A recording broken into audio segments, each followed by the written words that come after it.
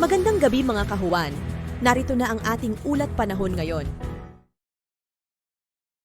Kung makikita po natin dito sa satellite imagery po natin, southwest monsoon pa rin or hanging habagat ang umiiral dito sa kabuuan ng Luzon, western section ng Visayas at Mindanao.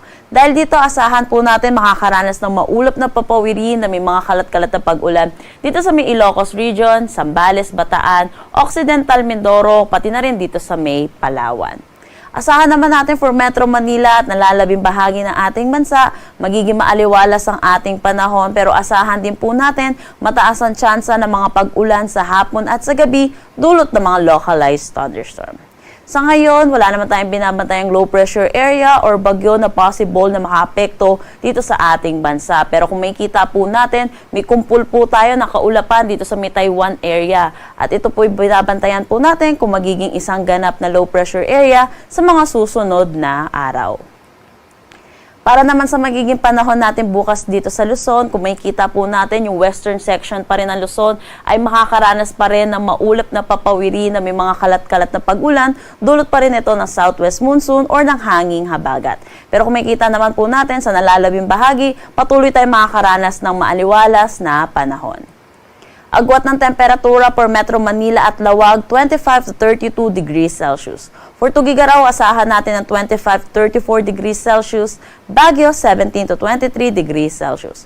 For Tagaytay, asahan natin ng 24 to 31 degrees Celsius. At Legazpi, 25 to 33 degrees Celsius.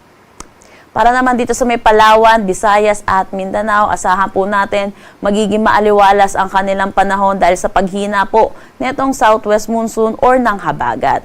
Asahan po natin makakaranas po tayo ng maaliwalas na panahon pero mataas ang tsansa ng mga pag-ulan sa hapon at sa gabi dulot ng mga localized thunderstorm.